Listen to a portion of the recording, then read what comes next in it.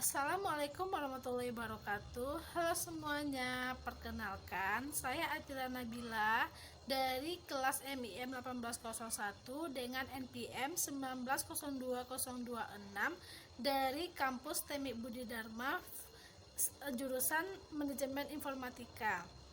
Pada kesempatan kali ini saya akan mempresentasikan topik terkait thread.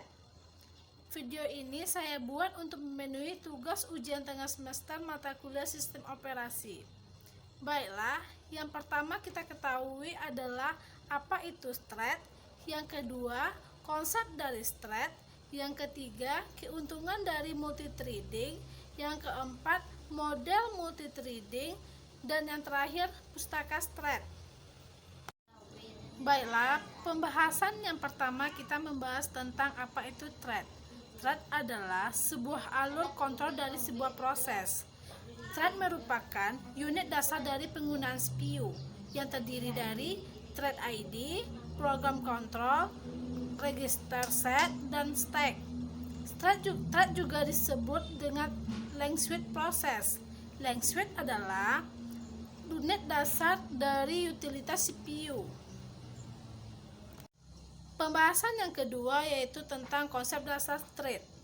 Thread disebut dengan proses ringan atau length switch tadi yang merupakan unit dasar dari utilitas CPU di mana terdapat ID dan program kontrol, register dan stack tadi.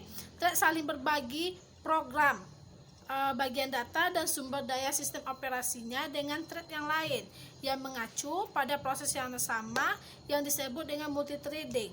Dengan banyaknya kontrol thread yang dapat melakukan lebih dari satu pekerjaan dalam waktu yang sama.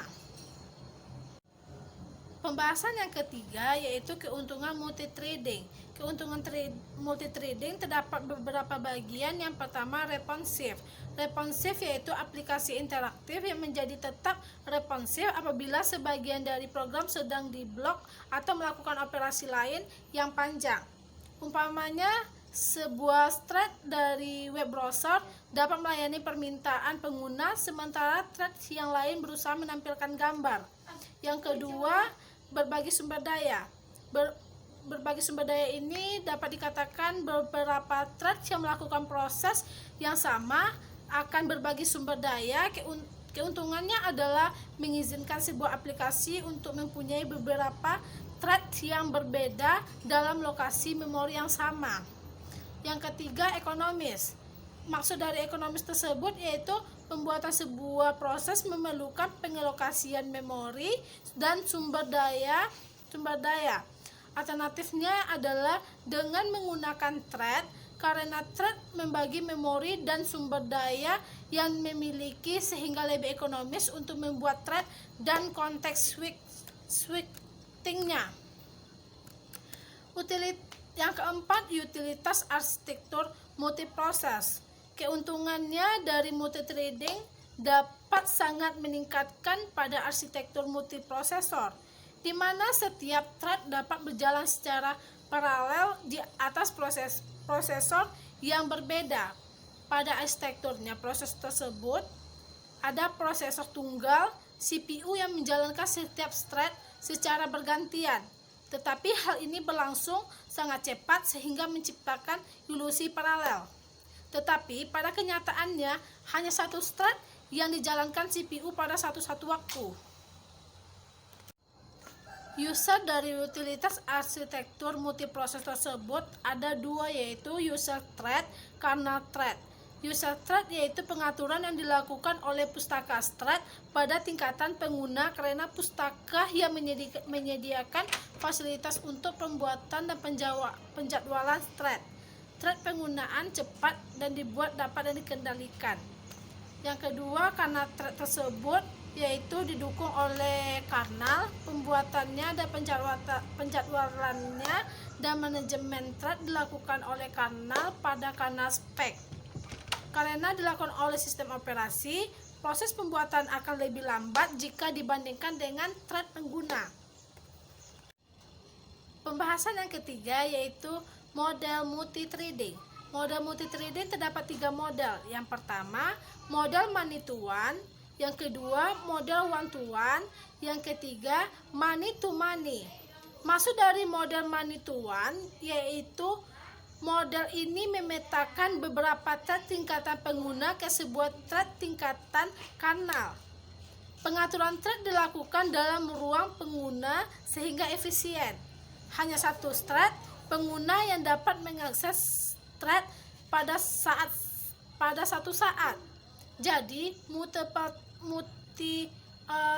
thread tidak dapat berjalan secara paralel pada multiprosesor.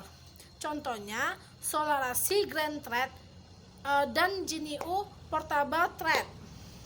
Model yang kedua model one to one, yaitu model ini memetakan setiap thread tingkatan pengguna ke setiap thread. Ia menyatakan lebih banyak konsistensinya dibandingkan model money to one. Keuntungannya sama dengan keuntungan thread kernel. Kelemahan model ini ialah setiap pembuatan thread pengguna memerlukan tambahan thread kernel. Karena itu, jika mengimplementasikan sistem ini, maka akan menurunnya kinerja dari sebuah aplikasi sehingga biasanya jumlah thread dibatasi dalam sistem. Contohnya Windows 2000, Linux, Solaris 9. Model yang ketiga yaitu model money to money. Model ini memultiplex banyak thread tingkatan pengguna ke thread kernel yang jumlahnya sedikit atau sama dengan tingkatan pengguna. Model ini mengizinkan developer pembuatan thread sebanyak yang ia mau tetapi konsistensinya tidak dapat diperoleh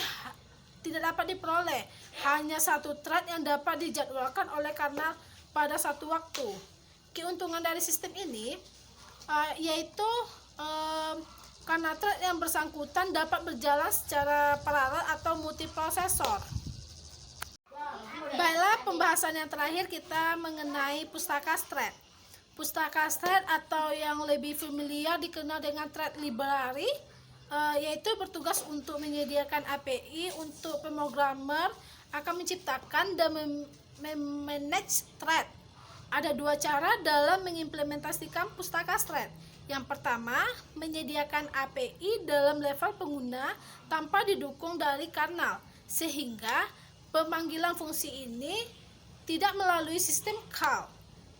Jadi, jika kita memanggil fungsi yang sudah ada di pustaka, maka akan menghasilkan pemanggilan fungsi call yang sifatnya lokal dan bukan sistem call.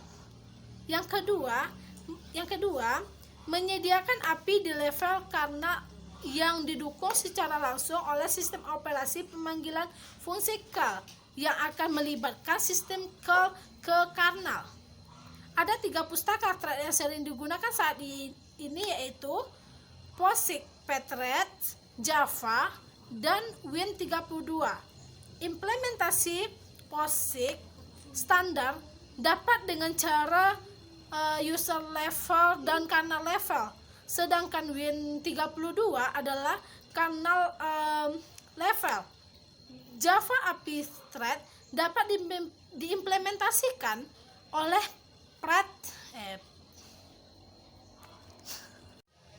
Baiklah, itu hasil presentasi saya kali ini. Saya mengucapkan mohon maaf jika banyak kekurangan dari kata-kata saya. Saya ucapkan terima kasih. Assalamualaikum warahmatullahi wabarakatuh.